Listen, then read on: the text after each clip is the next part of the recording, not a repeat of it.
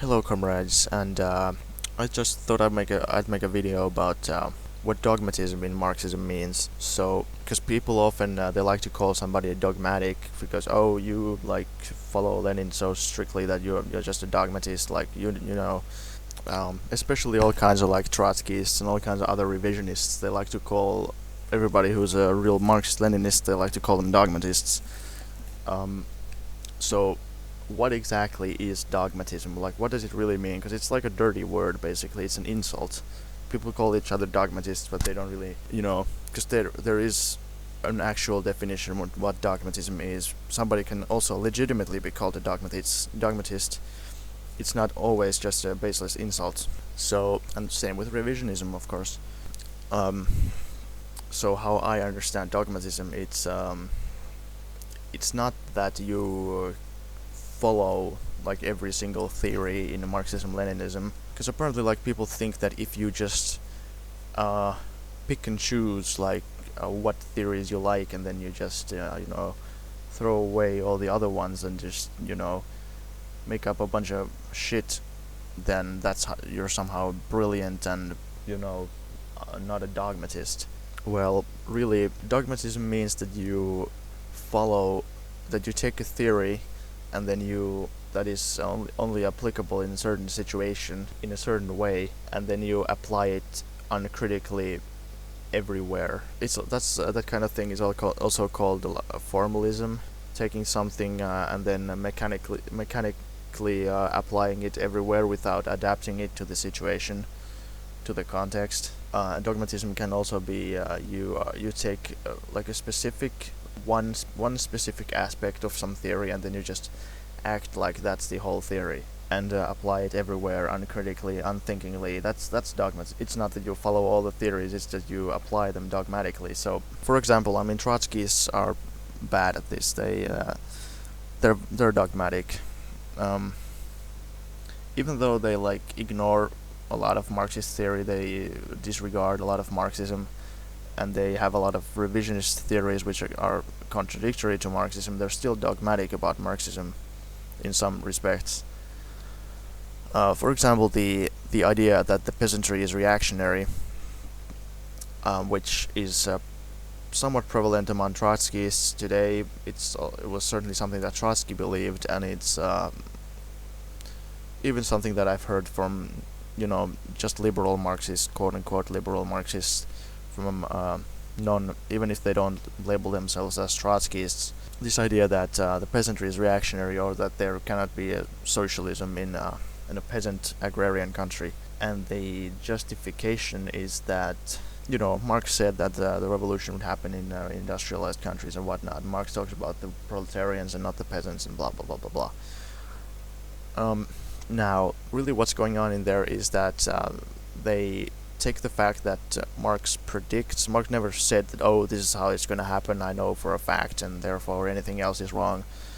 No, Marx said that he predicted that the revolution would probably start in industrialized countries, and he had good reason to believe that because in his time there was no modern imperialism yet, and therefore capitalism was developing organically and relatively evenly. So basically, the rich countries were developing industry, and that's that. The poor countries were not.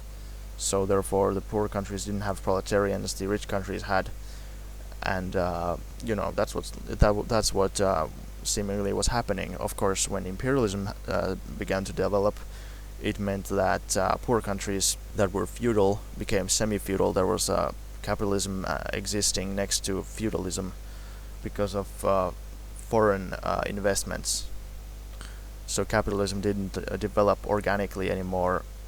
It didn't. There was no really same kind of competition anymore because of monopolies that had formed, and it didn't develop evenly at all anymore. It wasn't just this country used to be, this country has been rich forever, therefore it's now industrializing. No, it was more like even poor countries now began to have industry because of foreign investments. So it was very uneven how countries developed. Russia developed very sporadically, and there were factories with thousands of employees in cities like Petrograd or St. Petersburg. But then there was like no electricity in the countryside. That's the kind of uneven development that I'm talking about. So there was a definite change in how things developed in pre-imperialist time and in the imperialist times, and also because in Marx's lifetime, the Paris Commune happened exactly like he said, how he expected it to happen, which is, an industrial country has a revolution where the proletarians take over and blah blah blah. But that said, he never said that agricultural countries or agrarian countries couldn't have socialism. He never said that the peasantry was reactionary. That's something that Trotskyists have. They have distorted Marxism to support this dogmatic view. They take this one aspect of Marxism, which is like it's because there was no imperialism back then in the modern sense, and so they're taking it, removing it from its context, which is dogmatic, and they're applying it to the context where it doesn't belong, which is dogmatic, and they're taking the fact that Marx emphasizes and talks more about the workers doesn't mean that he doesn't that he's completely against the peasantry. So that kind of exaggeration and that kind of really black and white thinking is dogmatic. So that's my example of what dogmatism is, and I would like to end this with the quote. I think I might have already read this in something. I think it was the Permanent Revolution video actually. So I'm gonna read a little quote from the Russian edition of the Communist Manifesto. I think it's the second Russian edition, I'm not sure. But this is what it says. In Russia we find face to face with the rapidly flowering capitalist swindle and bourgeois property just beginning to develop. So already back then you could sort of see like the capitalism rising in Russia, but it wasn't imperialist capitalism yet. More than half of the land owned in common by the peasants. Now the question is, can the Russian Obshchina, which is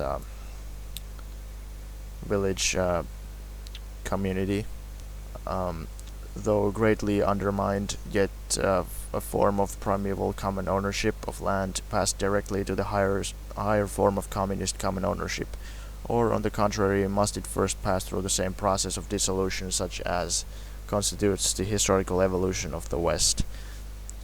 The only answer to that possible today is if the Russian Revolution becomes the signal for a proletarian revolution in the West, so that both complement each other. The present Russian common ownership of land may serve as the starting point for a communist development. So first of all, he's not like completely against the idea that socialism will happen in Russia. He's not even against the idea that it will become the beginning signal for it, and he's even suggesting that it's possible that they might be able to go directly from agrarian semi-feudalism to socialism, which is something that Trotskyists would never accept. Really, one thing I really like about Marxism is that it's not a set of, as Engels put it, it's not a dogma, but it's a guide to action. So it's not like a set of dogmas that you have to believe. It's more a method of analysis, a method of understanding, and it doesn't have like very strict, precise things you have to believe. It has general principles which are universally applicable, more or less, which you then have to apply to the context in which you're working, and that's why it's so good. It's so cohesive and flexible and useful and not dogmatic. for example, the theory of the the dictatorship of the proletariat, Marx, and how to build socialism. Marx never really built a precise blueprint of what a socialist society would look like, because he said that that would be utopianism, which is true. Because it's completely utopian to draw up these plans of, oh, this is how we're going to do things, it's going to be so amazing, and blah blah blah. And that's what all the anarchists did. Kropotkin and Proudhon. And it's completely utopian, and that's why Proudhon is so useless nowadays, because all these plans, and same with Kropotkin, I mean, all these plans are they're so dated, and they don't work in modern society at all. So instead of doing that, Marx said that I cannot possibly know what the circumstances are when the revolution happens in the one country or another. So there's the general principles. There's like the dictatorship of the proletariat. There's the vanguard party and such. But they're gonna have to figure out the details for themselves. They're gonna have to figure out how to set things up, instead of there being like some specific dogma that says that, oh, this is exactly how it has to be done. Now that doesn't mean that because there are also these kinds of revisionists who say that, oh, every country does things their own way, and every country doesn't need to be Marxist-Leninist, they can just do their own thing. But I don't believe that. I believe that every country should be Marxist-Leninist. It's just that they can apply Marxism-Leninism to their specific conditions in different ways. And the dictatorship of the proletariat takes different forms in different situations, very different forms. But I think I've been going on for long enough. I think you probably